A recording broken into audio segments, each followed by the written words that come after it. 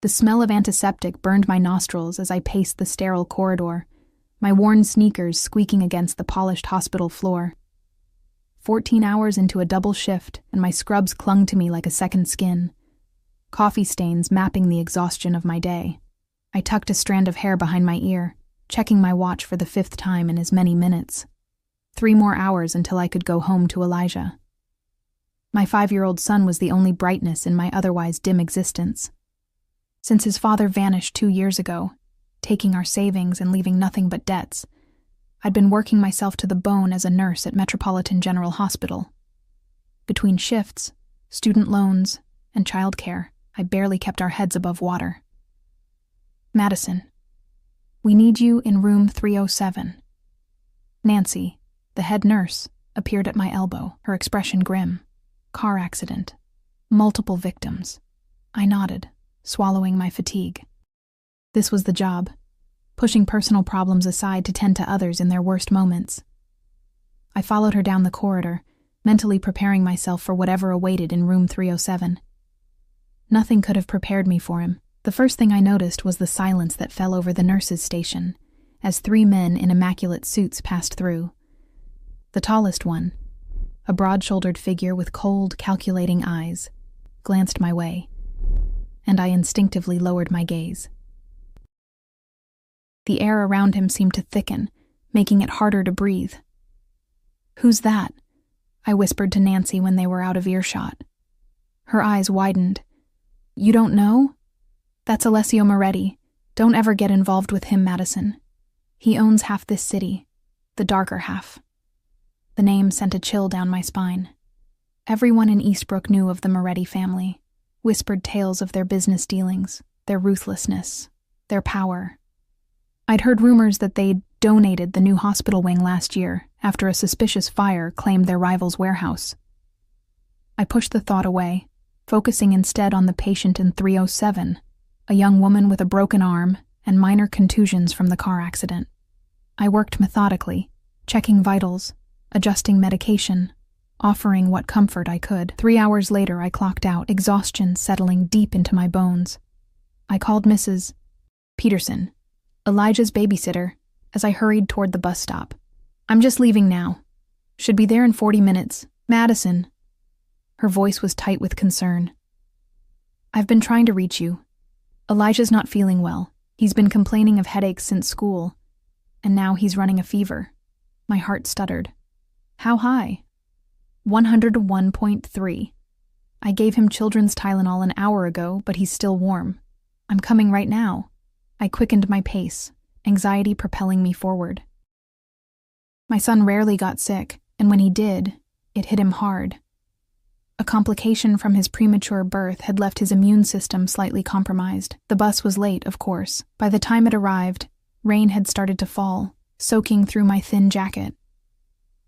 I spent the entire ride with my knees bouncing, checking my phone every minute. When I finally reached Mrs. Peterson's apartment, my hands were shaking as I knocked on the door. She opened it immediately, her face lined with concern. "He's sleeping now, but he was asking for you." I rushed past her to where Elijah lay on the couch, his dark curls damp with sweat, cheeks flushed with fever. Kneeling beside him, I pressed my lips to his forehead. Still too warm. "Hey, baby," I whispered, stroking his hair back. His eyes fluttered open, revealing fever-bright irises the exact shade of copper that had once made my heart race for their father. "Mommy," he murmured, his small hand reaching for mine. "My head hurts." "I know, sweetheart." I checked his pulse, slightly elevated but not concerning. "We're going home now, okay? You can rest in your own bed." Mrs. Peterson hovered nearby. "I can call a cab for you. We'll be fine," I assured her, though my bank account disagreed. "It's just a few blocks." I gathered Elijah in my arms, wrapping him in his favorite dinosaur blanket. He was getting heavier. Soon I wouldn't be able to carry him like this. But tonight, I'd find the strength. After thanking Mrs. Peterson and promising to update her, I stepped back into the rain. The 6 blocks to our apartment felt like miles. The rain had intensified, and Elijah grew restless in my arms, whimpering with discomfort. I murmured soothing nonsense. quickening my pace as much as I dared on the slippery sidewalk. We were halfway home when Elijah suddenly stiffened in my arms. His eyes rolled back, his small body going rigid before beginning to convulse. Elijah! Terror seized me as I lowered him to the ground, turning him onto his side as I'd been trained to do. Baby, please. The seizure lasted 23 seconds. I counted every eternal one before his body relaxed, but he didn't wake up. His breathing was shallow, his skin burning with fever. I fumbled for my phone with trembling hands, dialing 911. My son. He's had a seizure and he's unconscious, I gasped to the operator. We're on Pine Street near the intersection with 9th. An ambulance is on the way, the calm voice assured me. Stay with him. Is he breathing? Yes, but it's shallow. I held my hand above his mouth, feeling the weak puffs of air. Please hurry. Rain pounded mercilessly as I cradled Elijah's limp form, shielding him as best I could with my body. I was soaked through, shivering, but all I felt was the burning heat of my son's fever against my chest. A sleek black car slowed beside us, its tires hissing on the wet asphalt. The rear window lowered and a man's face appeared. Handsome, stern, vaguely familiar. Do you need help? He called over the rain. Under normal circumstances, I would never accept help from a stranger in an expensive car. But these weren't normal circumstances. My son was unconscious in my arms, and every second counted. My son needs a hospital, I managed, my voice breaking. Without hesitation, the back door opened, and the man stepped out, unmindful of the rain soaking his clearly expensive suit. He approached us quickly, kneeling down beside us. I have a driver. We can get him there faster than waiting for an ambulance. I hesitated for only a moment before nodding. The man scooped Elijah from my arms with surprising gentleness, and I followed him to the car, sliding into the luxurious leather interior. Metropolitan General, the man instructed his driver, before turning to me. What happened? Fever, then a seizure. He's never had one before. I gathered Elijah back into my arms, my nurse's training kicking in as I monitored his breathing. His skin was still frighteningly hot. The car moved smoothly through the rain-slicked streets, far faster than any bus could have managed. I glanced at the man beside me, taking in his sharp features, the expensive cut of his suit, the way he sat with an innate confidence that spoke of power and privilege. Thank you, I said, my voice small in the quiet interior of the car. He nodded once, his eyes never leaving my son's face. There was something in that gaze, a kind of recognition that made no sense. We'd never met before tonight, had we? The car pulled up directly to the emergency entrance. Before I could reach for the door, the man was already out, opening my side and helping me with Elijah. A security guard started to approach, probably to tell us we couldn't park there, but stopped abruptly when he recognized my rescuer. Inside, nurses I worked with daily barely glanced at me before their eyes widened at the man accompanying us. Dr. Miller appeared as if summoned by magic. Mr. Moretti, he said, with a deference I'd never heard him use with anyone. What seems to be the problem, Moretti? The name echoed in my head, connecting with the whispered conversations in the hospital corridors. Alessio Moretti, the man Nancy had warned me about just hours ago. I swallowed hard, finding my voice. My son had a febrile seizure. He's been unconscious for about 15 minutes now. Dr. Miller nodded, gesturing for a gurney. I laid Elijah down gently, brushing his damp curls back from his forehead. Fever started this afternoon, I continued, falling into the clinical report I'd given countless times as a nurse. 101.3 initially. No previous history of seizures. He's 5 years old, slightly immunocompromised from premature birth at 32 weeks. We'll take good care of him, Madison, Dr. Miller assured me, his hand on my shoulder. It was the first time he'd ever used my first name. As they wheeled Elijah away, I moved to follow, but my legs suddenly felt like water. I stumbled, and a strong hand caught my elbow, steadying me. When did you last eat? Moretti's deep voice was closer than I expected. I blinked, trying to remember. Breakfast, maybe? I don't know. He guided me to a chair, his touch surprisingly gentle for hands that were rumored to have ordered unspeakable things. "Stay here. I'll get you some coffee." Before I could protest, he strode away, his presence parting the crowded waiting room like Moses at the Red Sea.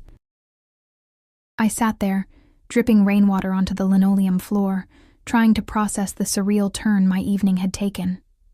Alessio Moretti returned with a steaming cup of coffee and a sandwich wrapped in paper. "Eat," he said, not a request, but a command. "You can't help your son if you collapse." I accepted both with murmured thanks, suddenly aware of my disheveled appearance next to his imposing perfection. Despite the rain, he looked merely dampened rather than drowned. His dark hair was slightly wet at the temples, making him look unexpectedly human. "Why are you helping us?" The question slipped out before I could stop it. Something flickered in his eyes, surprise perhaps, that someone would question him so directly. "Your son needed help," he said simply. "I was there." It was a perfectly reasonable answer that somehow felt incomplete. I sipped the coffee, strong and sweet, exactly how I needed it, and tried to ignore the curious glances from other waiting patients. No doubt they were wondering what connection I could possibly have to someone like him. I had the same question. An hour passed in tense silence. Moretti made several phone calls, speaking in rapid Italian that I couldn't understand. Occasionally, hospital staff would approach him with deferential smiles, offering updates that should have been given to me. Each time, he redirected them my way with a subtle but firm gesture. Finally, Dr. Miller returned, his expression carefully neutral. "Madison, can we speak privately?" I stood immediately, my heart in my throat. "Is Elijah?" "He's stable," he assured me quickly. "But I'd like to discuss his condition in my office."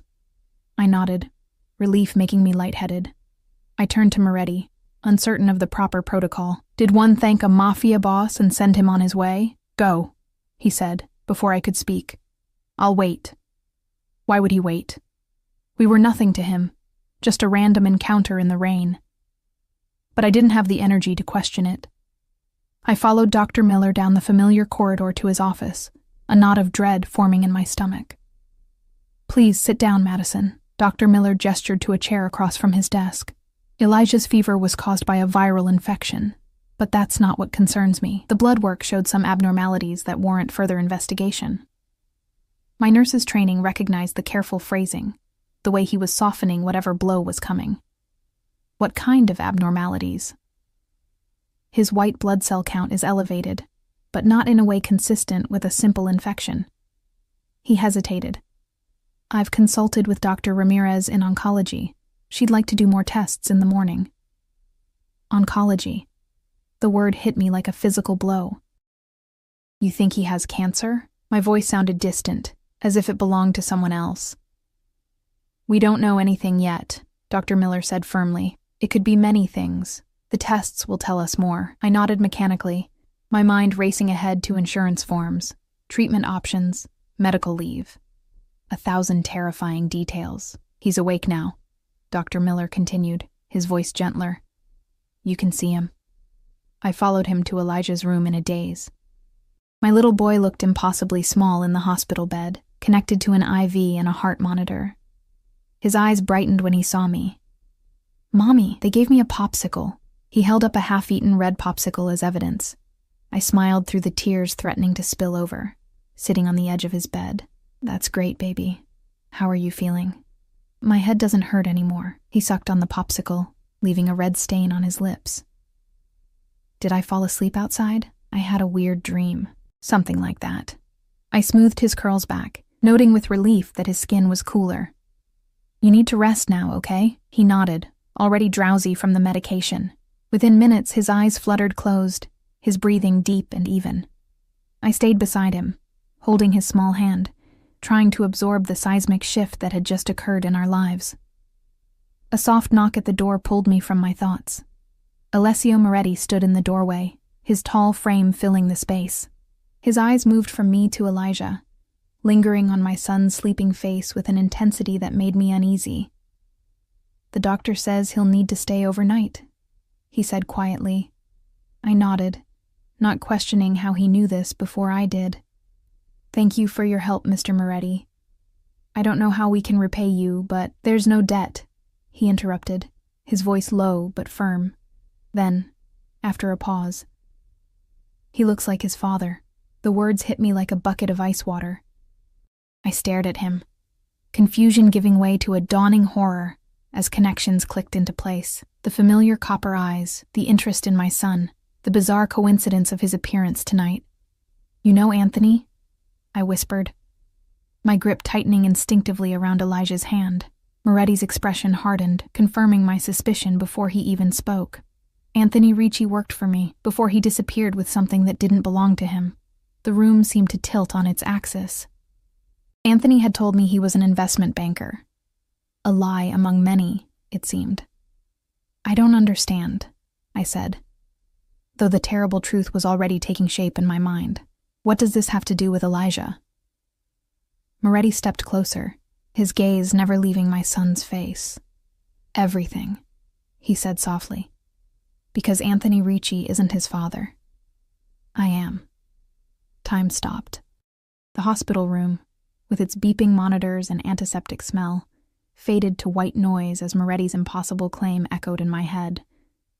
That's not possible," I stammered, my voice barely above a whisper. "I've never even met you before tonight." His eyes, dark, intense, and suddenly familiar in a way that made my stomach drop, remained fixed on Elijah's sleeping form. "You met me once," he said, his voice controlled but with an undercurrent of something dangerous. "6 years ago. The Venetian Hotel Charity Gala. You were working the event, serving drinks." A fragmented memory surfaced. A high-end fundraiser where I'd picked up an extra catering shift during nursing school. The ballroom had glittered with wealth and power, faces I'd only seen in newspapers mingling with politicians and celebrities. I'd been invisible in my black and white uniform, just another server circulating with trays of champagne. "I don't remember you," but even as I said it, another memory stirred, a tall, commanding figure watching me from across the room. A stolen moment in a darkened corridor. A night I'd tried to forget because it had seemed like a dream, a momentary escape from my struggling student life. "You left before morning," he continued, as if reading my thoughts. No name. No number. My cheeks burned with the implication. That doesn't prove anything, and even if... I couldn't bring myself to say it. "Anthony was with me when I found out I was pregnant. He's on the birth certificate. Anthony Ricci was many things. Loyal was not one of them." Moretti's jaw tightened. He knew exactly whose child he was claiming. The room felt suddenly airless. My head spun with calculations I'd never had reason to make before.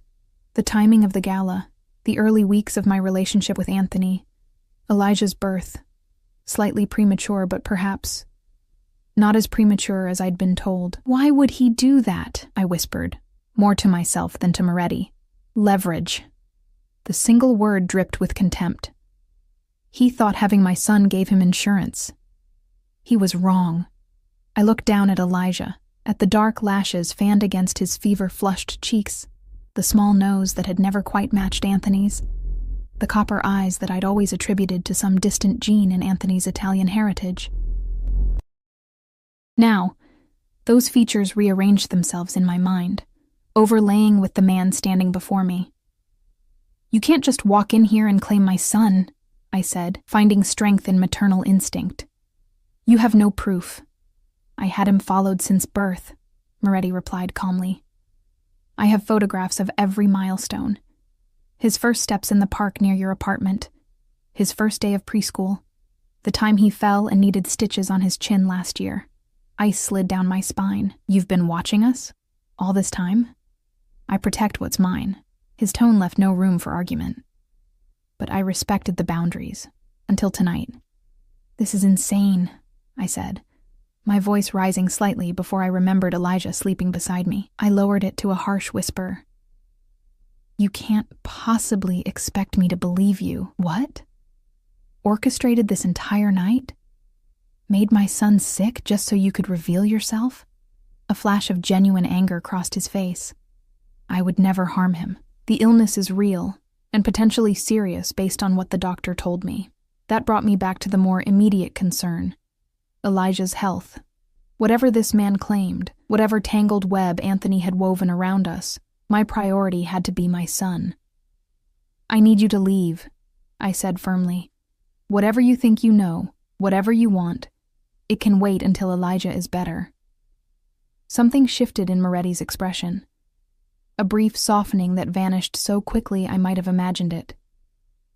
He reached into his jacket pocket and withdrew a business card, placing it on the bedside table. "My private number," he said. "When you're ready to talk, call me. In the meantime, I'll ensure Elijah receives the best care available." Before I could protest that we didn't need his charity, he turned and left, his expensive shoes silent on the hospital floor. I sat frozen, the card on the table seeming to burn with implications. The night stretched endlessly. I dozed fitfully in the uncomfortable chair beside Elijah's bed, waking at every change in his breathing, every beep of the monitors. Nurses came and went, colleagues I usually chatted with now oddly formal, stealing curious glances when they thought I wasn't looking. Word had spread about my unusual visitor. Morning arrived with harsh fluorescent clarity. Dr. Ramirez, the oncologist, came early, too early, before the usual rounds. She examined Elijah with gentle efficiency, her dark eyes serious behind stylish glasses. "We'll need a bone marrow aspiration," she explained, keeping her voice light as Elijah watched cartoons on the room's small TV.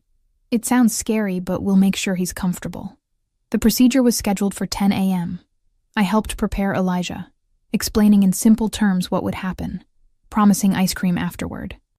He was brave in the way children are when they don't fully understand the stakes, accepting my reassurances with complete trust. I changed into fresh scrubs brought by a coworker, washed my face in the small bathroom, and tried not to think about Alessio Moretti's claim. One crisis at a time. The procedure itself was quick but harrowing. Elijah's small whimpers during the bone marrow extraction tore at my heart despite the local anesthetic. I held his hand throughout, murmuring encouragement, singing his favorite songs in a voice that only wavered slightly. "You did so well, sweetheart," I told him afterward, as he drowsily licked the promised ice cream cone in his hospital bed. "I'm so proud of you." "Was I brave like Captain America?" he asked sleepily, the medication making his words slightly slurred. "Braver," I assured him, swallowing past the lump in my throat. He fell asleep midway through his ice cream, the cone listing dangerously in his small hand. I gently removed it, wiped his sticky fingers, and tucked the blanket around him. "Madison." Dr. Ramirez stood in the doorway, her expression professionally neutral. "Can we talk outside?" My heart stuttered. "You have the results already?" "Preliminary findings," she confirmed. "Let's step out so we don't wake him." In the corridor, Dr. Ramirez led me to a small consultation room rather than speaking in the hallway. A bad sign. Doctors delivered good news casually. Bad news required privacy. "Please sit down," she said, gesturing to a chair. I remained standing. "Just tell me." She nodded, respecting my choice. The initial analysis shows abnormal white blood cells consistent with acute lymphoblastic leukemia, ALL. We'll need further tests to confirm, but the presentation is fairly classic. The words hit like physical blows. "Leukemia, my beautiful boy, my whole world. What's the treatment?" I asked, falling back on medical training when emotional processing failed me. "Prognosis? Timeline?" "All has one of the better outcomes in childhood cancer," Dr. Ramirez said, her voice gentle but direct. "With aggressive treatment, the 5-year survival rate is approximately 85–90%. 5-year survival, as if that were reassuring when discussing a 5-year-old child. "Treatment typically involves several phases," she continued. "Induction chemotherapy to achieve remission, followed by consolidation therapy, then maintenance. It's intensive, especially at the beginning. How soon do we start?" My mind was already racing through practicalities: medical leave from work, insurance coverage, childcare during treatments. "Ideally, within days of confirmation," Dr. Ramirez replied. "I've already consulted with Dr. Shriver, our pediatric oncology specialist. He's reviewing the case now and will meet with you this afternoon." I nodded mechanically, trying to absorb the information. And the confirmation? We should have definitive results by tomorrow morning. I've ordered a rush on the tests. Of course she had. I wondered darkly if Moretti's influence extended to laboratory processing times. Thank you, I said automatically. I should get back to Elijah. Dr. Ramirez touched my arm. Madison, do you have someone to call? Family? Friends? You shouldn't be alone right now. I almost laughed. My parents lived across the country, perpetually disappointed in my life choices. I had work friends, but no one close enough for this. Anthony had isolated me from my former social circle, and after he left, I'd been too exhausted from single parenthood to rebuild it. I'm fine, I lied. I'm a nurse. I know how to handle this. Her expression said she didn't believe me, but she nodded. The social worker will come by later today to discuss resources and support groups. And Madison, it's different when it's your own child. Don't try to be the nurse now, just be his mom. I returned to Elijah's room in a daze, my body moving on autopilot. He was still sleeping peacefully, one arm thrown above his head, his dark curls stark against the white hospital pillow. I sat beside him, taking his small hand in mine, and finally let the tears come. Silent, shoulders shaking, careful not to wake him. I don't know how long I sat there before the soft knock at the door roused me. I wiped my eyes hastily, expecting a nurse or perhaps the promised social worker. Instead, Alessio Moretti stood in the doorway again, this time accompanied by an older man carrying a leather medical bag. Neither entered without my acknowledgement, a courtesy that surprised me. "What do you want?" I asked, too emotionally drained for politeness. "This is Dr. Paolo Vincenti," Moretti said, his voice low. "One of Europe's leading specialists in pediatric oncology. I'd like him to review Elijah's case." I stared at them, processing this development. "How did you even know?" I stopped. The answer obvious. Hospital staff. Moretti clearly had people everywhere. "I can leave if you prefer," the older doctor said in a gentle Italian accent. "But I may be able to help."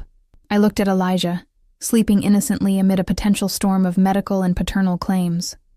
Whatever was happening between me and Moretti, if this doctor could help my son, I couldn't refuse. "Fine," I said curtly. "But I stay in the room."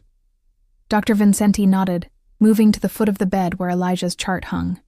He reviewed it thoroughly, asking occasional questions that revealed a deep understanding of leukemia treatment protocols. Despite my suspicion of Moretti, I found myself impressed by the doctor's knowledge. "May I?"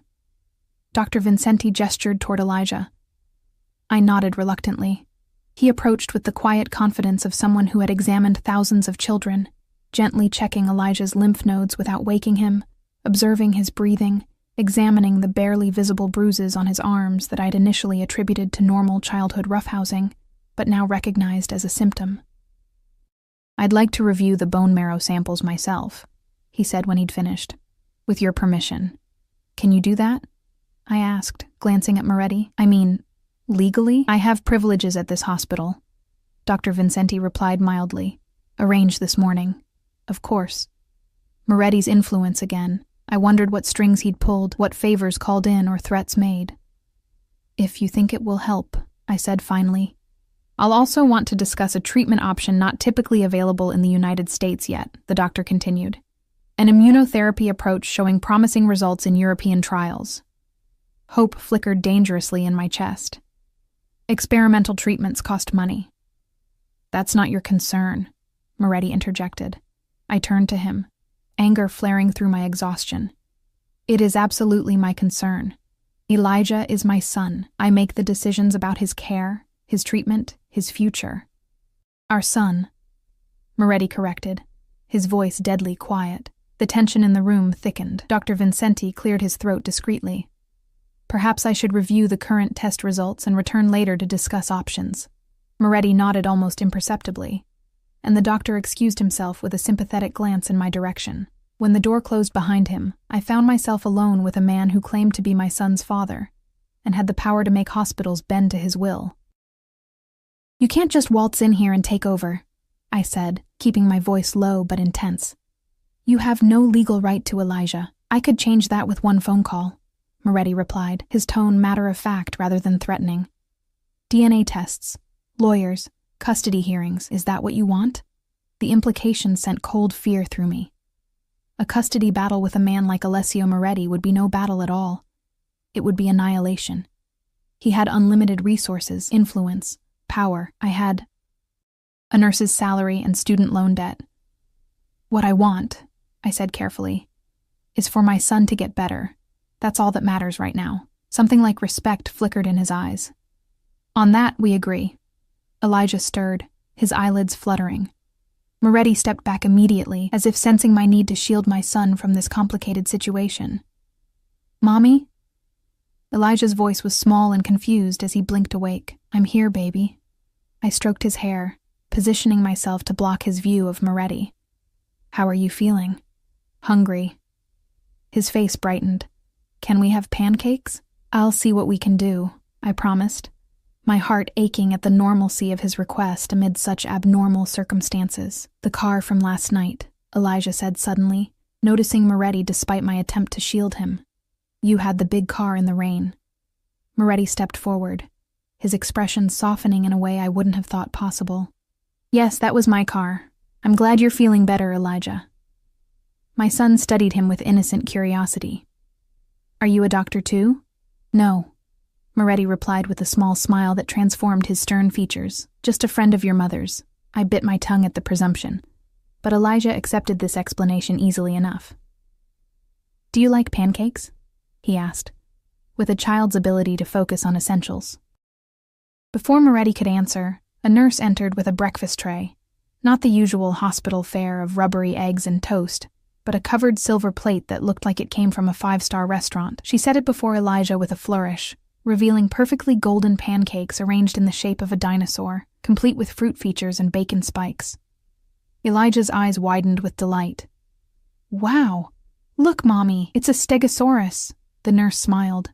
Chef Antonio said if you eat all your breakfast, he might send something special for lunch, too.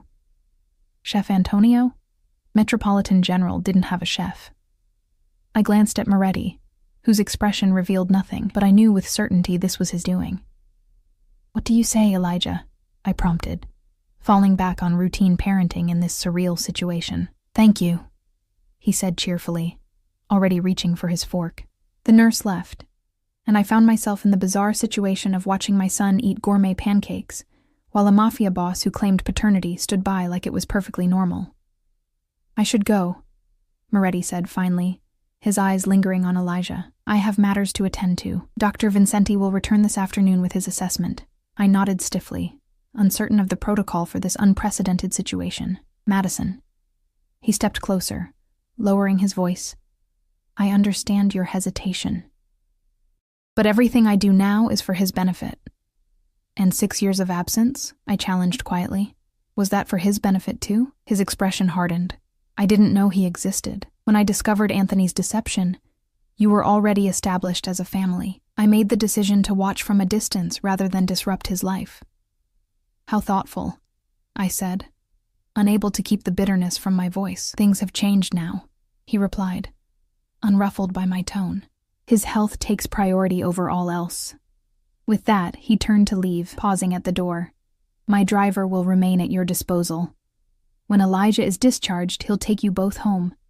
Before I could protest, he was gone, leaving only the lingering scent of expensive cologne and the absurd dinosaur pancakes as evidence he'd been there at all. He's nice, Elijah declared around a mouthful of pancake. Can he come to my birthday party? I forced a smile, my mind reeling with the implications of the past 24 hours. We'll see, sweetheart.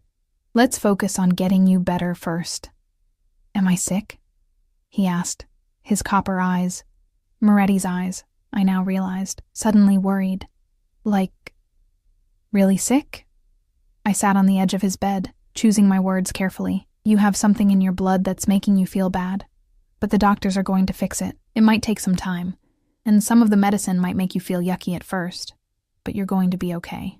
I hoped with every fiber of my being that I wasn't lying to him. Will I still get to go to kindergarten? His lower lip trembled slightly. Maybe not right away, I admitted. But we'll talk to your teacher and she can send work home. And when you're feeling good, maybe you can visit your class. He seemed to accept this, returning to his pancakes with the resilience of childhood. I watched him eat, trying to recalibrate my understanding of my own life in light of Moretti's revelation. If what he claimed was true, and the more I looked at Elijah, the more I feared it was, then nothing would ever be the same again.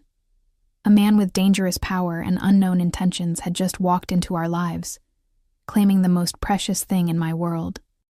And I had no idea how to protect us from what would come next. The next 48 hours passed in a blur of medical tests, doctor consultations, and sleepless nights in the uncomfortable hospital chair.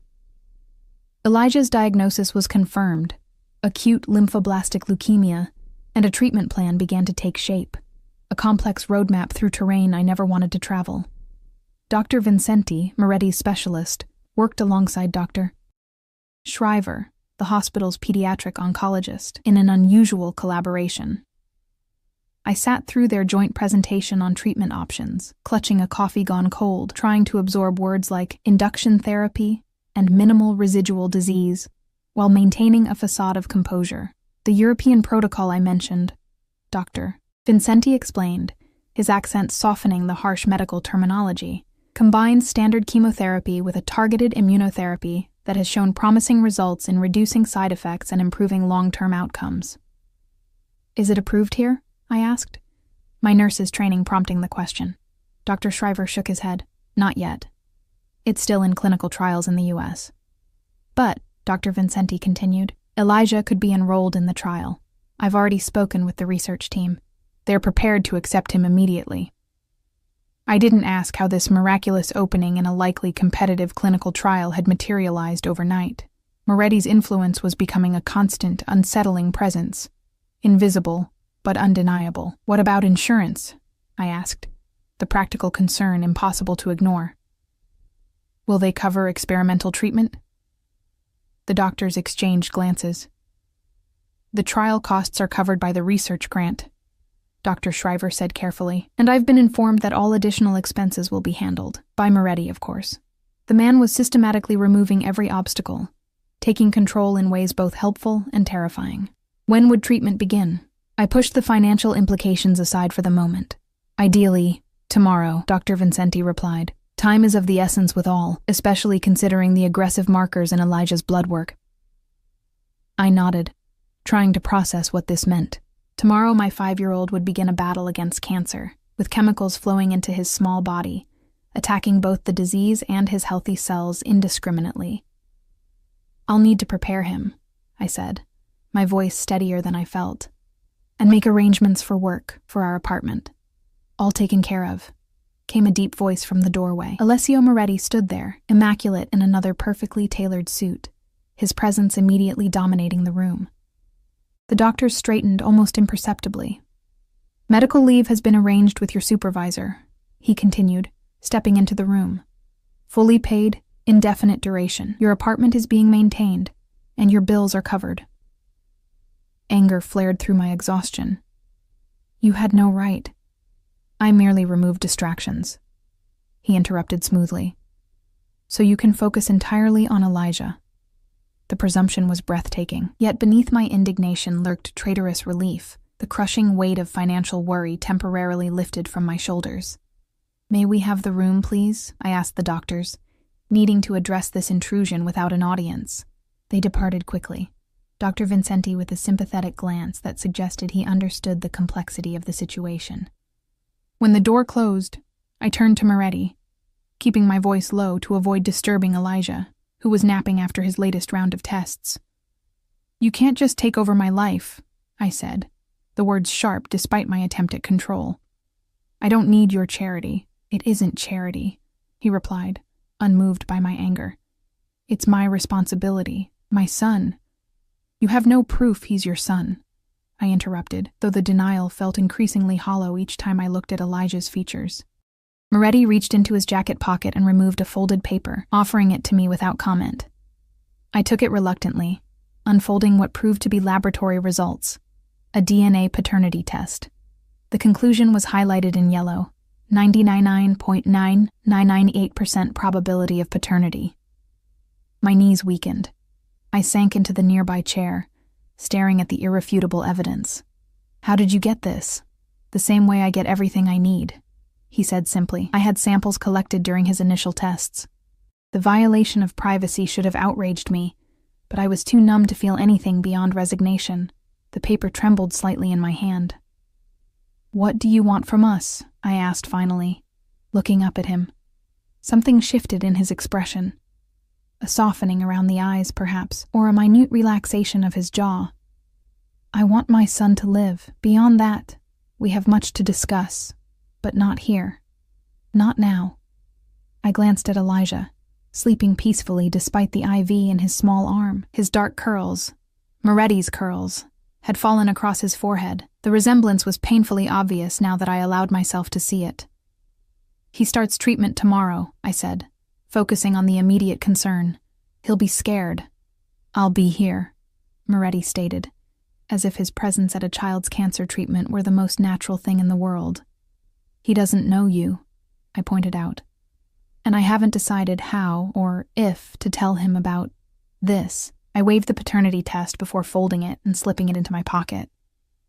"That decision can wait," he conceded. "For now, I'm simply a friend helping during a difficult time." Friend was hardly the word I'd use to describe Alessio Moretti, but I lacked the energy to argue semantics. "Fine," I said, "but I make the medical decisions. I sign the forms. I talk to the doctors." "Of course." His easy acquiescence surprised me. "You've been his mother for 5 years. I respect that." The acknowledgement was unexpected, almost disarming. Before I could respond, Elijah stirred, his eyes fluttering open. "Mommy?" he called groggily, then noticed our visitor. "Oh, hi, Mr. Bigcar." A ghost of a smile touched Moretti's lips. "Hello, Elijah. You can call me Alessio." "Alessio," Elijah attempted, mangling the pronunciation. "That's hard." "You can call me Al if it's easier," Moretti offered, moving to stand at the foot of the bed. I blinked at this concession from a man who likely had people killed for showing less respect than proper pronunciation of his name. "Al," Elijah repeated with a sleepy smile, "like my friend Albert at school, but shorter." "Exactly like that," Moretti agreed, his expression gentler than I'd seen it before.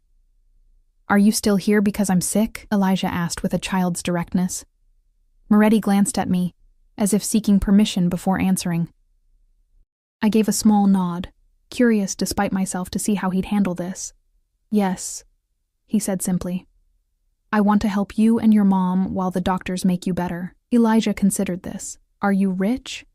"Because this room is way nicer than the one Joey had when he broke his arm."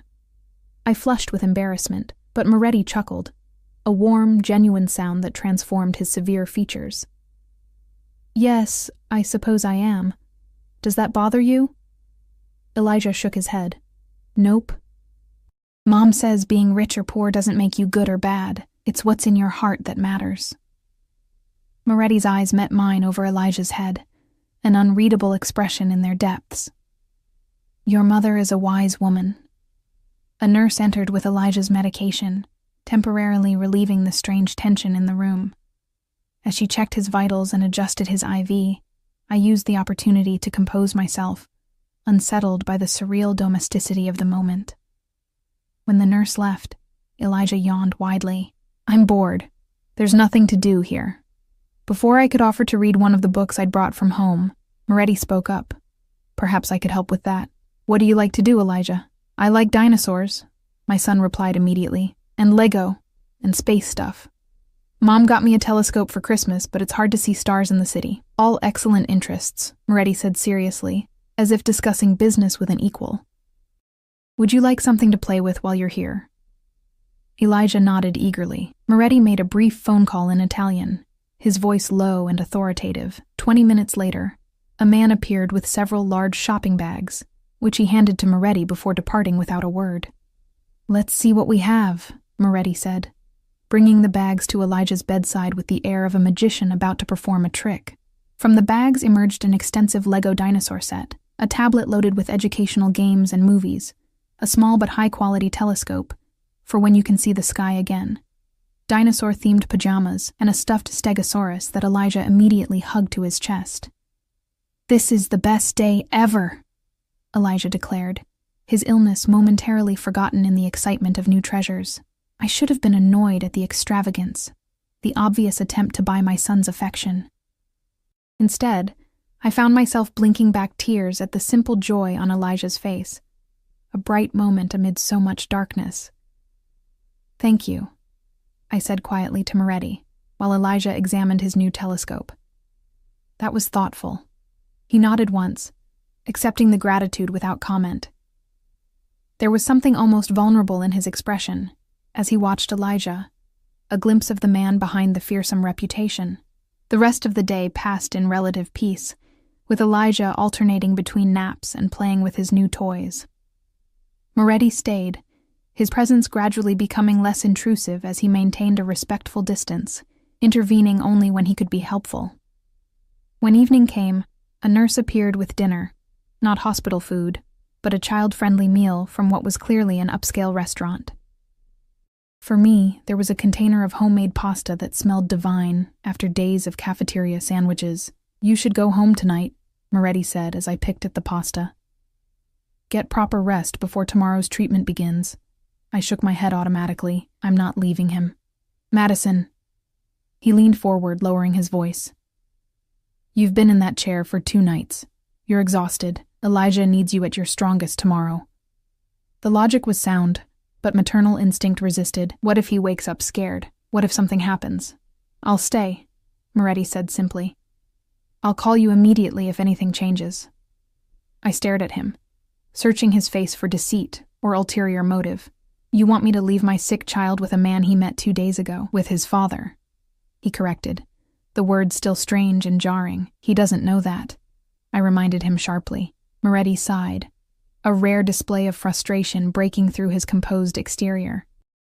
"Madison, I am not going to kidnap him from a hospital where he's receiving life-saving treatment. I'm offering you 6 hours to shower, change clothes, and sleep in a real bed so you don't collapse tomorrow." Put that way, it made sense. I glanced at Elijah, who had fallen asleep clutching his new stuffed dinosaur.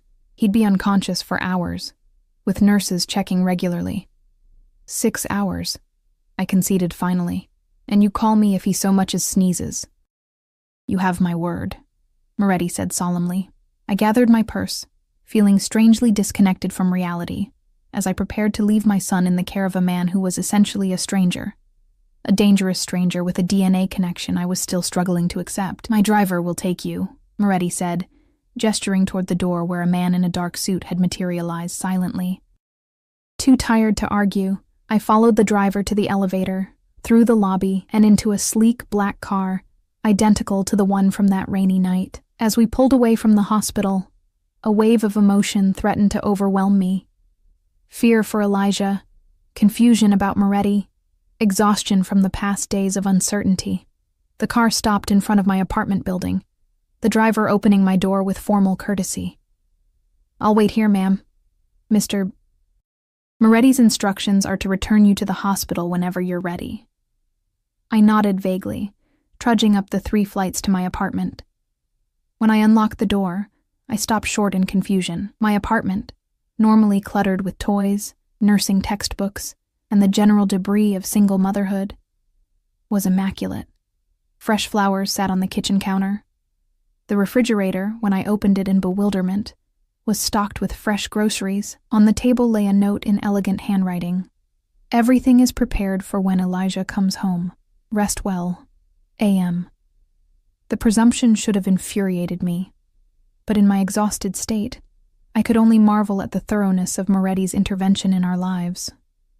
I showered in water hotter than I usually allowed myself, letting it wash away hospital antiseptic and days of worry. Clean and wrapped in my robe, I wandered to Elijah's room, needing the comfort of his familiar space. His dinosaur collection was neatly arranged on shelves, his bed made with fresh sheets. I sat on the edge of his bed, picking up the worn T-Rex he'd slept with every night, until the stuffed Stegosaurus had usurped its place. The reality I'd been holding at bay crashed over me then. My son had cancer. My son might not survive. My son's father was not the man I'd believed, but a dangerous criminal who could upend our lives completely. I buried my face in Elijah's pillow and sobbed, releasing days of tightly controlled fear and confusion. I cried until my throat hurt, until my eyes burned, until exhaustion finally claimed me, and I fell asleep clutching the small dinosaur to my chest. The persistent buzz of my phone woke me hours later. I fumbled for it in panic, heart racing as I saw the hospital's number on the screen. "Hello?" I answered, my voice hoarse from crying. "Madison." It was Moretti's voice, calm, but with an undercurrent of tension. "You should come back now. What's happened?" I was already moving, searching for clothes. "Is Elijah okay?" "His fever has spiked," Moretti said, his control slipping enough for me to hear genuine concern. "The doctors are with him now. I'm coming," I said, pulling on jeans and a sweater with the phone pressed to my ear. "Tell him I'm coming." "He's asking for you," Moretti replied, a catch in his voice I wouldn't have thought possible. "I told him you'd be here soon. The driver was waiting as promised." I barely registered the pre-dawn streets as we sped back to the hospital, my mind filled with worst-case scenarios, each more terrifying than the last. The elevator seemed unbearably slow as it carried me to Elijah's floor. I ran down the corridor, ignoring the startled looks from night shift nurses I normally worked alongside. Elijah's room was filled with medical personnel, Dr. Vincenti, 2 nurses, and a technician adjusting an IV pump. In the center of this activity, my son looked impossibly small and pale, his cheeks flushed with fever, his breathing rapid and shallow. "Mommy," he whimpered when he saw me, reaching out a hand tangled in IV tubing.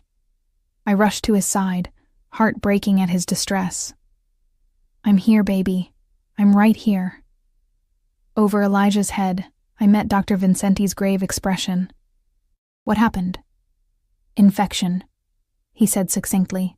"His immune system is compromised from the leukemia. We're starting broad-spectrum antibiotics while we identify the specific pathogen." I nodded, understanding the medical implications all too well. Infection was one of the greatest dangers for leukemia patients, their defenses already weakened by the cancer consuming their white blood cells. Only then did I notice Moretti, standing against the wall, his usual imposing presence diminished by what looked remarkably like fear. His normally perfect suit was rumpled, his hair disheveled as if he'd run his hands through it repeatedly. "He started shaking about an hour ago," he said, his voice rougher than I'd heard it before. The fever came on suddenly. I turned my attention back to Elijah, stroking his hot forehead as the nurses administered medication through his IV. "You're going to feel better soon, sweetheart. The medicine will help." "It hurts," he whimpered, his small body trembling with chills despite the fever. "Mommy, make it stop. I know, baby, I know." I fought to keep my voice steady, to be the mother he needed rather than the terrified woman I was. The next hours passed in tense vigilance, watching monitors, checking temperatures, adjusting medications. Moretti remained, silent but present, occasionally speaking in low tones with Dr. Vincenti in Italian. I was too focused on Elijah to wonder what they discussed. By mid-morning, the antibiotics began to take effect.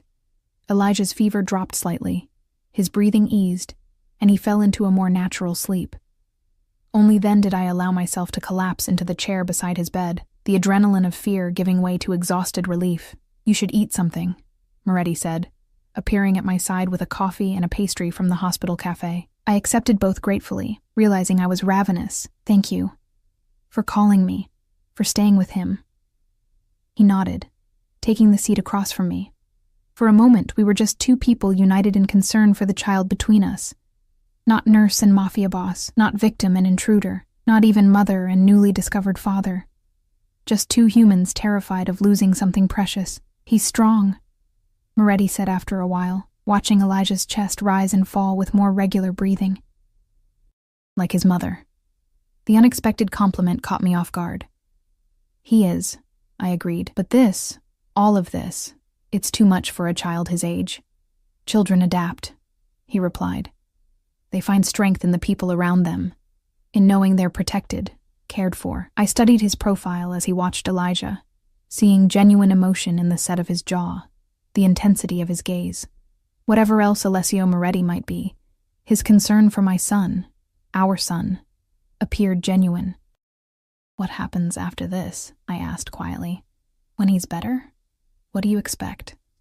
Moretti turned to me, his expression serious. "I expect to be part of his life. How that looks, we can determine together." Together, I repeated skeptically. You don't strike me as a man who compromises often. A ghost of a smile touched his lips. I'm willing to learn new skills where Elijah is concerned. Before I could respond, Dr. Vincenti returned with updated test results. The infection had been identified, a common bacterium that responded well to the antibiotics already administered. Elijah's chemotherapy would need to be delayed by several days to allow him to recover, but the prognosis remained positive. He should continue improving over the next 24 hours, the doctor concluded. We'll monitor closely, of course. Thank you, I said, genuine gratitude in my voice. The man might be on Moretti's payroll, but his expertise was undeniable. As Dr. Vincenti left, Elijah stirred, his eyes opening blearily. Mom? He called weakly. Right here, sweetheart, I reassured him. Taking his small hand in mine, his gaze moved past me to where Moretti stood. Al stayed all night, he informed me gravely. He told me stories about Italy when I couldn't sleep. I glanced at Moretti in surprise. Did he? Elijah nodded, wincing slightly at the movement. About a boy who lived by the ocean and had adventures with fishermen. It was good. Not as good as your stories, but good. High praise, Moretti commented, the corner of his mouth lifting. Your mother must be an excellent storyteller. The best, Elijah confirmed, his eyelids already growing heavy again. She does all the voices. As he drifted back to sleep, I found myself wondering about the story Moretti had told, whether it was fiction or perhaps memory from his own childhood. The thought of him as a child, before he became whatever he was now, was strangely humanizing. You should rest too, Moretti said, interrupting my thoughts. I can watch him. I shook my head. I'm not leaving again. He didn't argue, merely nodding as if he'd expected this response. Then at least use the cot they brought in. I'll wake you if anything changes. The offer was tempting. My body ached from tension and poor sleep, and the padded cot looked infinitely more comfortable than the chair. All right, I conceded, moving to the small cot positioned against the wall, but wake me in an hour regardless. Moretti agreed with a small nod. As I stretched out on the cot, I watched him take the chair I'd vacated, his large frame incongruous in the institutional furniture, his attention focused entirely on the small boy in the hospital bed. The image was the last thing I saw before exhaustion pulled me under, my son, sick but fighting, and beside him, the complicated, dangerous man who had altered our lives irreversibly with a single claim of paternity. I dreamed of the gala 6 years ago, fragments of memory returning in disconnected flashes, the weight of a silver tray laden with champagne flutes, the ache in my feet after hours in borrowed heels, eyes watching me across a crowded room, a stolen conversation in a quiet alcove, a night I'd written off as a beautiful stranger's passing interest in a catering girl, a night that had changed everything, though I hadn't known it then. Elijah's infection cleared over the next 2 days, his resilient body responding well to the antibiotics. Dr. Vincenti and Dr. Shriver agreed he was strong enough to begin the modified treatment protocol, a combination of traditional chemotherapy and the experimental immunotherapy that offered our best hope. The morning of his first treatment, I sat beside Elijah's bed, explaining what would happen in simple terms. The medicine is special, I told him, holding his small hands in mine. It's going to find the bad cells in your blood and get rid of them, but sometimes it might make you feel yucky for a little while. Elijah's copper eyes, so like Moretti's, were solemn. Will I lose my hair like the kid on the poster?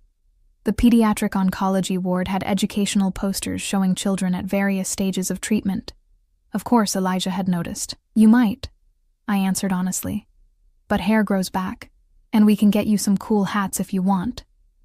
He considered this seriously. Can I get a dinosaur hat, and maybe a space one? Absolutely, I promised, relief washing through me at his acceptance. Children were remarkably adaptable, a blessing in situations like this. A soft knock at the door announced Moretti's arrival. Over the past days, he'd established a routine, appearing each morning, staying through the day's medical procedures, leaving only when Elijah was settled for the night. His presence had become strangely normalizing, as if dangerous mafia bosses regularly spent their days in pediatric hospital rooms. Good morning, he said, his gaze taking in Elijah's improved color. "Ready for today?" Elijah nodded bravely. "Mom says the medicine might make me sick, but it's fighting the bad cells." "That's right," Moretti agreed, setting a gift bag on the bedside table. "I brought something that might help." Elijah reached eagerly for the bag, pulling out a child-sized leather jacket with dinosaur patches sewn onto the sleeves and back. His eyes widened with delight. "It's just like yours," he exclaimed, looking between the jacket and Moretti's expensive leather coat. I hadn't noticed the similarity, but Elijah was right. The child's jacket was a miniature version of what Moretti often wore, though I doubted the man's contained colorful dinosaur embellishments. "Every warrior needs armor," Moretti said seriously. "This can be yours while you battle the bad cells." Elijah immediately wanted to put it on over his hospital gown. I helped him slip his arms through the sleeves, careful of his IV line. The jacket was beautifully made, soft leather with a satin lining. "Thank you, Al," Elijah said, stroking the leather reverently. "It's the coolest ever." Something flickered across Moretti's face, a raw emotion quickly masked. "You're welcome, Elijah." The moment was interrupted by the arrival of Dr. Vincenti and 2 nurses, ready to begin the treatment. Elijah clutched my hand tightly as they explained what they were about to do, his brave facade slipping slightly. "I'm scared, Mommy," he whispered. "I know, sweetheart." I squeezed his hand. "But I'll be right here the whole time. And look, you have your special jacket now." Elijah touched the leather sleeve, drawing comfort from the gift. Then, unexpectedly, he reached his other hand toward Moretti. "Will you stay too?" Moretti looked momentarily stunned by the small hand extended toward him. He glanced at me, as if seeking permission. I gave a slight nod, unable to deny my son any comfort in this moment. "Of course," Moretti said, taking Elijah's hand with surprising gentleness. "I'm not going anywhere." And so we formed a strange tableau as the treatment began. Elijah in the center, clutching his mother's hand on one side, and his unknown father's on the other, his small body wrapped in a leather jacket, meant to serve as armor against the battle within his blood. The treatment itself was anticlimactic, clear liquids flowing into Elijah's veins through his IV, no immediate visible effect. When it was complete, he looked disappointed. "I don't feel any different," he said, poking at his arm as if expecting to see the medicine working. "It takes time," Dr. Vincenti explained. "The medicine is very small, like tiny soldiers hunting for the enemy cells." Elijah brightened at this description. "Like special forces? Mom, can we watch a movie?" The normalcy of the request made my throat tight with emotion. "Sure, baby. What would you like to see?" The remainder of the day passed quietly. Elijah watched animated films on the tablet Moretti had brought, occasionally dozing. By evening, the first side effects appeared. Nausea that had him retching miserably into a hospital basin. I held his shoulders, murmuring comfort, while Moretti stood by, his face a mask of helpless concern. When Elijah finally fell into an exhausted sleep, I stepped into the hallway, needing a moment away from the oppressive hospital room. To my surprise, Moretti followed me.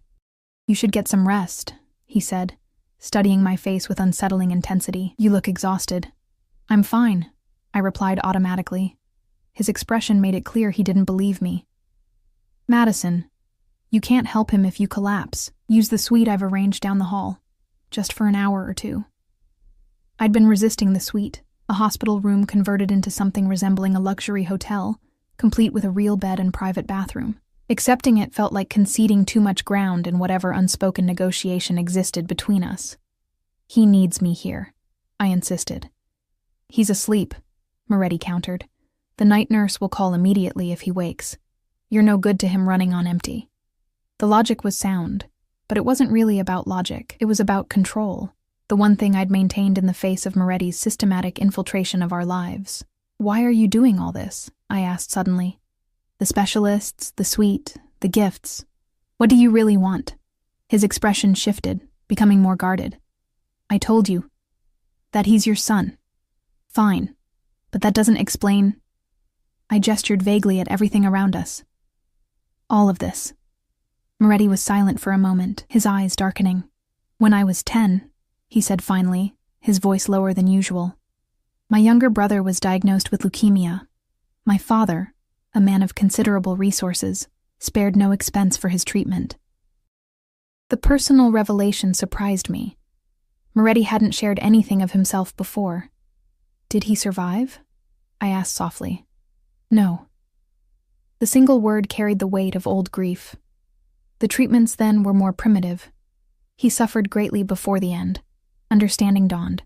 So this is about your brother? His jaw tightened. This is about Elijah. But yes, I know what this disease can do. I know what it's like to watch someone you love fight it. I know the toll it takes on everyone involved.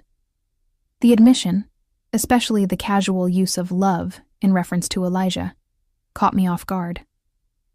You don't even know him, I said, though the words lacked conviction. I've known him since the day he was born, Moretti corrected quietly. I may have kept my distance, but I've watched him grow. I know his favorite color is green. I know he's allergic to strawberries. I know he struggled with nightmare about monsters under his bed last year. The extent of his surveillance was both impressive and disturbing. That's not the same as knowing him. No, he conceded. It isn't, which is why I'm here now. Despite the complications it creates in my life and business, the reminder of his business sent a chill through me. Whatever fragile connection might be forming between Moretti and Elijah, the reality remained. This man was dangerous, his world violent and unpredictable. Elijah can never know what you do, I said firmly. If you're serious about being in his life, that part stays completely separate. Moretti's expression revealed nothing. My business interests are irrelevant to this situation. Your business interests are why Anthony disappeared, I pointed out. They're why you have people watching us, why hospital administrators jump when you walk in. Don't pretend they don't matter. He studied me for a long moment, his gaze calculating. You're not afraid of me, he observed, sounding almost puzzled by this realization. The observation startled me. I should be terrified of this man, his power, his reputation, the violence that followed him like a shadow. Yet fear wasn't what I felt in his presence. Wariness, certainly. Confusion, definitely, but not fear. I'm afraid for Elijah, I clarified. For what your world could mean for him. My world also offers protection, Moretti countered, resources, opportunities. At what cost? I challenged. Before he could respond, a nurse appeared in the doorway of Elijah's room. Ms. Clark, he's asking for you. I moved immediately, all other concerns forgotten. Elijah was awake, his face pale and drawn, his eyes glassy with medication and discomfort. Hey, sweetheart, I said softly, brushing his hair back from his forehead. How are you feeling? Not good, he admitted, his lower lip trembling. My tummy hurts. I know, baby. I reached for the anti-nausea medication the doctor had prescribed, administering it through his IV line. This will help. Try to drink some water if you can. He took a few sips from the cup I held, then lay back against the pillows. Where's Al? The question surprised me. He's just outside. Do you want to see him? Elijah nodded, and I motioned for Moretti to enter. He approached the bed with a gentleness that seemed at odds with his imposing presence. Hey, buddy, he said, his voice softer than I'd ever heard it. Rough night? Elijah nodded miserably. The tiny soldiers are making me sick. That means they're working hard, Moretti told him, sitting in the chair beside the bed. Sometimes things have to get worse before they get better. Like when Mom cleaned my room and it looked super messy at first? Elijah asked, finding a connection his 5-year-old mind could understand. Moretti smiled, a genuine smile that transformed his severe features, exactly like that. Elijah seemed comforted by the comparison. Will you tell me another Italy story? The one about the boy and the fisherman? I raised an eyebrow at Moretti, curious about these stories I hadn't heard. Of course, he agreed, settling more comfortably in the chair. Where did we leave off? Ah, yes. The boy had discovered the cave by the shoreline. His voice took on a different quality as he told the story, less commanding, more rhythmic, with traces of an Italian accent that usually remained carefully concealed. Elijah listened with rapt attention, his discomfort temporarily forgotten as he was transported to a sunlit Mediterranean coast. I watched them together, struck by the strange intimacy of the moment. Moretti was good with him, patient, engaging, attentive in ways that belied his fearsome reputation. Whatever else he might be, in this room, with this child, he was simply a man telling stories to soothe a sick boy. The realization was unsettling. It would be easier if Moretti remained a straightforward villain, the dangerous criminal intruding into our lives. His humanity complicated things, making the boundaries between protector and threat increasingly blurred. As Elijah drifted back to sleep, soothed by the story and the medication, Moretti fell silent. His gaze lingered on the boy's face with an expression I couldn't quite decipher. "The story," I said quietly. "Was it real? About your childhood?" He nodded, his eyes still on Elijah. "My grandfather was a fisherman before the family business changed direction. Those summers by the sea were before everything else, before he became what he was now." The unspoken words hung between us. "You should use the suite," he said abruptly, standing. "I'll stay with him." Too exhausted to argue further, I nodded. "Wake me if—" "I will," he promised. "Go." The suite was as luxurious as I'd imagined, the bed calling to my aching body. I showered quickly and collapsed onto the soft mattress, intending only to close my eyes for a moment. I woke to sunlight streaming through unfamiliar windows. Panic shot through me as I realized I'd slept through the night. I scrambled for my phone. 6:45 a.m., no missed calls. I threw on clothes and rushed back to Elijah's room, expecting the worst. What I found instead was Elijah awake and animated, eating toast, and telling Moretti about his favorite dinosaurs. Moretti sat in the chair I'd vacated, his suit slightly rumpled, dark circles beneath his eyes suggesting he'd kept vigil all night. "Mom!" Elijah greeted me cheerfully. "I feel better today, and Al knows tons about dinosaurs." "Does he now?" I said, my eyes meeting Moretti's over Elijah's head. He shrugged slightly. "I did some reading." The image of Alessio Moretti, feared mafia boss, researching dinosaurs to connect with my son, was so incongruous I almost laughed. Instead, I checked Elijah's chart, noting with relief that his vitals had stabilized overnight. "The doctor came already," Moretti informed me. He was pleased with Elijah's progress. "The next treatment is scheduled for tomorrow." I should have been annoyed that medical updates had been given to him rather than me, but I was too relieved by the positive news to care. "You should go home, change," I told him, noting his disheveled appearance. "I've got things covered here." He hesitated, glancing at Elijah, who was absorbed in a dinosaur documentary on the tablet. "I'll be back this afternoon," he said finally. "Call if anything changes." After he left, I sat beside Elijah, marveling at his improved condition. "You're feeling better, huh?" He nodded, his attention still on the screen. "Al said the medicine is working super fast because I'm extra strong." "Did he now?" I smoothed his curls back from his forehead, checking for fever out of habit. "You two seem to be getting along well." Elijah looked up at me, his expression suddenly serious in that way children sometimes have. "Mom? Is Al going to be my new dad?" The question hit me like a physical blow. "What? Why would you ask that?" He shrugged, fidgeting with the edge of his blanket. "He's here all the time, and he brings me stuff, and he looks at you the way Jaden's dad looks at his new mom in the pictures Jaden showed me." I blinked, processing this childish but uncomfortably perceptive observation. "No, sweetheart. Al is just a friend helping us while you're sick." Elijah considered this, clearly unconvinced. "He has the same eyes as me," he pointed out. "Ms. Peterson says I have special eyes because nobody else in our family has this color." My heart raced. Children noticed things adults thought they concealed. Of course, Elijah had seen the similarity. It was the most obvious physical trait they shared. "Lots of people have eyes that color," I said weakly. "It's just coincidence." Elijah gave me a look that said he didn't believe me but was willing to let it go for now. He returned to his documentary, leaving me to contemplate the inevitable conversation that loomed in our future. Sooner or later, the truth would need to be told. I just didn't know if any of us were ready for what would follow. Block 5.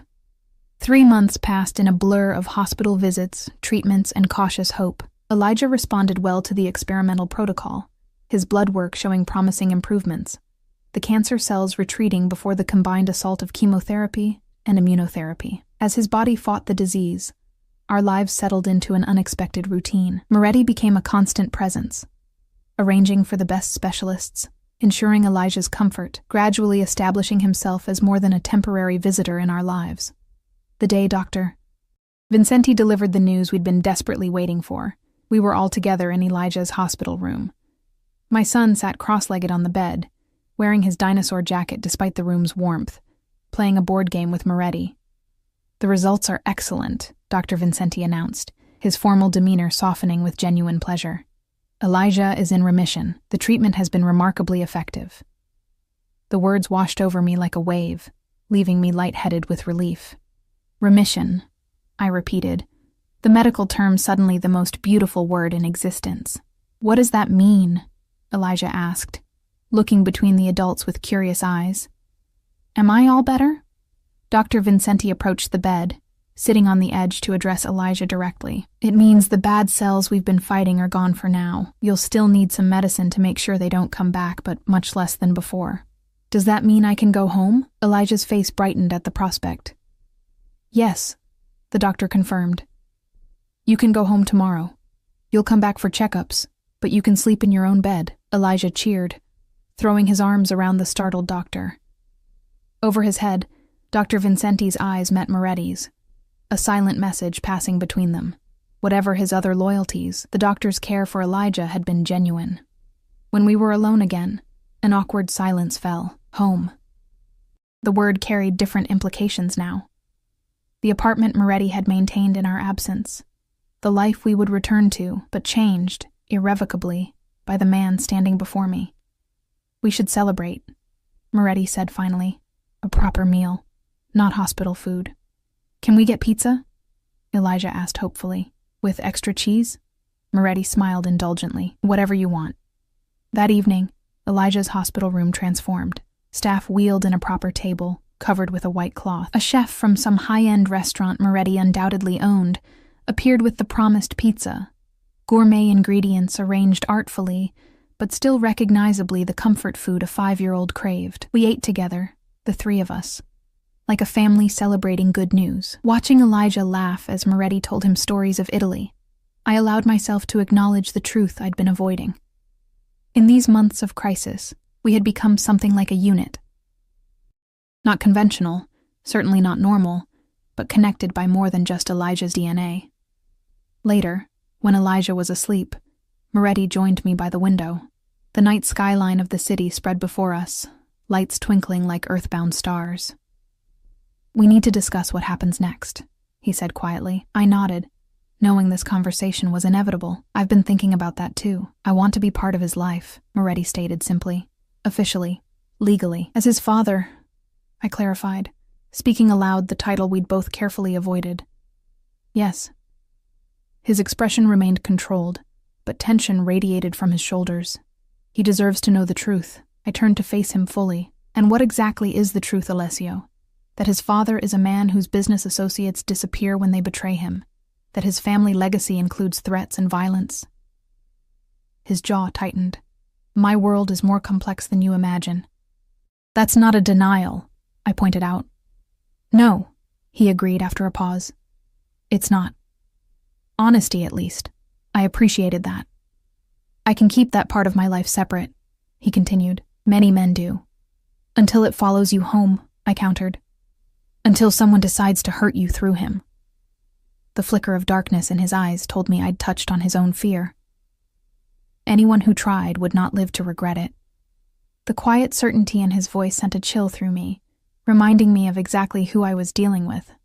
That's exactly what concerns me. The violence, the retribution, that's not the world I want for my son. "Our son," he corrected automatically. "Our son," I conceded, the word still strange on my tongue. "Who asked me last week if you were going to be his new dad? He sees the resemblance, Alessio. He's not blind." Surprise flickered across his face. "What did you tell him?" "That you're a friend helping us, but he's smart, and he knows I'm not telling him everything," I sighed, leaning against the window frame. "Children deserve the truth, even when it's complicated." Moretti was silent for a long moment, his gaze returning to the sleeping child. "I never expected this," he admitted finally. When I discovered Anthony's deception, I intended only to confirm my suspicions, then resume monitoring from a distance. I didn't plan to become involved. Life rarely follows our plans, I said wryly. Believe me, single motherhood wasn't on my vision board either. The ghost of a smile touched his lips. You've done remarkably well. He's an extraordinary child. He is, I agreed softly. And he deserves better than secrets and half-truths. Moretti nodded slowly. So we tell him. Together. The thought terrified and relieved me simultaneously. Not immediately. Let him recover first, adjust to being home. Then, yes, something shifted in Moretti's expression. A softening I was beginning to recognize as genuine emotion breaking through his carefully maintained facade. Thank you, Madison. 2 simple words, but the weight behind them was anything but simple. I recognized the concession I'd made, acknowledging his place in Elijah's life, in our future. This doesn't solve everything, I warned. There are still boundaries we need to establish. Rules about your work, about safety. Of course, he agreed readily. We'll figure it out step by step. I studied him in the dim light, this dangerous man who had upended our lives, and then, unexpectedly, helped save my child, our child. Why did you really stay away all those years? The truth. He turned back to the window, his profile sharp against the night sky. At first it was anger, Anthony's betrayal, the lie. Then, when I learned about Elijah, I watched from a distance. You seemed happy. A normal family. I told myself he was better off without the complications my presence would bring. And now? I pressed. Now I know better. His voice hardened with conviction. A boy needs his father, especially when that father can protect him from things others can't. Like cancer, like poverty, like the ordinary struggles that had defined our life before his appearance. We'll need time, I said finally, to adjust. All of us. He nodded, accepting this reasonable boundary. I've arranged for a house in the suburbs. Safe neighborhood, good schools, private security. There's a guest house on the property where I'll stay when I'm in town, to be close to Elijah. I raised an eyebrow at this presumptuous planning. And you didn't think to consult me first? The property is in your name, he said, surprising me. You can refuse it if you wish, but consider what it offers Elijah. Space, safety, fresh air, a garden for that telescope he loves. The offer was tempting, painfully so. Our cramped apartment had never been ideal, just the best I could afford. And after months in the hospital, the thought of fresh air and open space for Elijah's recovery was seductive. I'll think about it, I said non-committally. The following day, Elijah was discharged with a treatment plan that stretched into the future, but promised eventual freedom from the hospital. He bounced with excitement as we gathered his things. The stuffed dinosaur, the tablet, the leather jacket he refused to leave behind. Are we going home now? He asked, clutching my hand as we walked toward the elevator. I glanced at Moretti, walking on Elijah's other side, carrying the bag of belongings he'd accumulated during his stay. Yes, sweetheart, we're going home. But when we reached the hospital entrance, a black SUV waited rather than Moretti's usual sleek car. He guided us toward it, with a hand lightly touching my lower back. A gesture both protective and presumptuous. I thought you might want to see the house, he said quietly, for my ears only, before deciding. I hesitated, but Elijah was already climbing into the vehicle, exclaiming over the built-in entertainment system. Just to look, I clarified, meeting Moretti's intense gaze. No promises. He inclined his head in acknowledgement, his hand warm against my back as he helped me into the car. The drive took us away from the crowded city streets, toward tree-lined suburbs where houses sat back from the road, protected by privacy gates and manicured hedges. Finally, the car turned into a driveway that wound through landscaped grounds, before stopping before a house that managed to be both elegant and welcoming. Large windows, warm stone, a wraparound porch. Wow. Elijah pressed his face against the car window.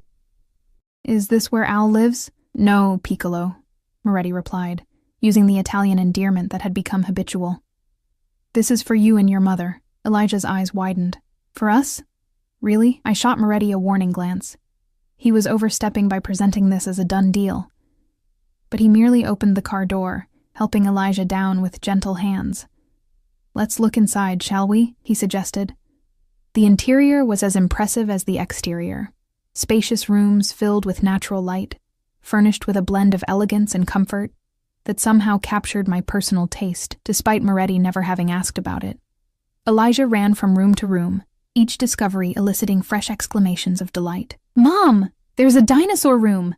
And look, space for my telescope, and a huge backyard." His excitement was infectious, his joy at simple pleasures like a window seat or a backyard swing, set untainted by adult concerns about strings attached or dangerous implications. As Elijah explored the backyard, supervised by the driver who doubled as security, Moretti joined me on the porch. "You didn't need to do all this," I said quietly. "I wanted to," he replied simply. "For both of you." I studied him in the afternoon light, this complex, dangerous man who had inserted himself into our lives with all the subtlety of a hurricane, yet showed such unexpected gentleness with our son. "We'll need rules," I said finally. "Clear boundaries. Your work stays completely separate. No associates visiting, no business discussions within these walls." Hope flickered in his eyes as he realized I was negotiating terms rather than refusing outright. "Agreed. And we take things slowly with Elijah. No rushing the father revelation until he's ready. Until we're all ready." Moretti nodded, his gaze following our son as he examined a butterfly bush with solemn concentration. "Whatever is best for him. And us?" I asked softly. "What exactly are we, Alessio?" He turned to me, his expression more open than I'd ever seen it. "Co-parents for now. Beyond that, time will tell." It wasn't a declaration of love or even attraction. It was something more honest, an acknowledgement of the complex bond that had formed between us through crisis and shared concern for our child. Not romance, but something equally powerful, something with potential to grow into more, perhaps, when wounds healed and trust had time to develop. "Time will tell," I echoed, watching as Elijah spotted a rabbit at the edge of the garden and crouched in delight. His small body, so recently ravaged by disease, was regaining strength daily. His future, once terrifyingly uncertain, now stretched before him with promise. Whatever complications Alessio Moretti had brought into our lives, he had also brought hope, protection, and a kind of fierce devotion neither of us had expected. The path forward wasn't clear, but as I watched father and son together in the garden, one discovered too late, the other cherished from his first breath, I allowed myself to believe that sometimes truth came with unexpected gifts. Gifts worth the price of acceptance.